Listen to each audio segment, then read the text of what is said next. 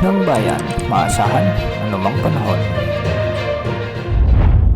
Magandang araw po sa ating lahat. Ngayon ay araw ng Sabado, November 8, 2025 at narito lang pinakahuling update sa magiging lagay ng ating panahon. Patuloy na lumalakas ang bagyong Uwan habang patuloy ding kumikilos ng pakanluran, hilagang kanluran sa karagatan sa silangan ng Eastern Visayas. Huli itong namataan sa layong 985 kilometers silangan ng Eastern Visayas. Taglay na nito ngayon ang malakas na hangin na umaabot sa 130 kilometers per hour malapit sa gitna.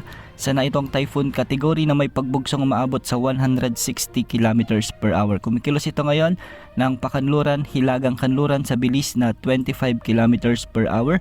Kung mapapansin natin, napakalawak ng kaulapan o sirkulasyon ng bagyong ito.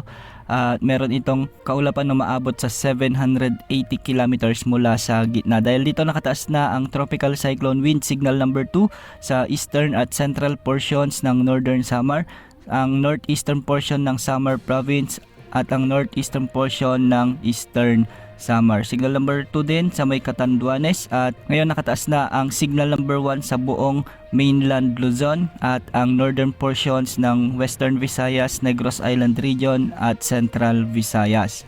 Ang mga lugar na ito ay pinag-iingat na natin sa magiging epekto ng bagyong ito lalo na sa mga susunod na oras. Base sa latest forecast track ng Pag-asa, kagabi nga ay nakapasok na ito sa ating area of responsibility at ngayon isa na itong typhoon category. Posibleng magkaroon ito ng rapid intensification ngayong araw at mamayang gabi posibleng maging super typhoon category na ito habang nalalapit naman ito sa bahagi sa silangan ng Bicol region. Kaya sa mga kababayan natin sa Bicol region at Eastern Visayas ngayon pa lamang ay maghanda na sa posibleng malawakang pag-ulan na dala ng bagyong ito at pagbugso ng hangin sa mga susunod na oras. Samantala sa araw ng Linggo, mapapanatili ng bagyo ang kanyang lakas bilang super typhoon habang nasa hilagan na ito ng Bicol region malapit na sa kalupaan ng mainland Luzon. Inaasang magkakaroon ito ng landfall sa southern portion ng Isabela o northern portion ng Aurora bago nito tawirin ang mga kalupaan ng northern Luzon. Inaasang lalabas ang sentro nito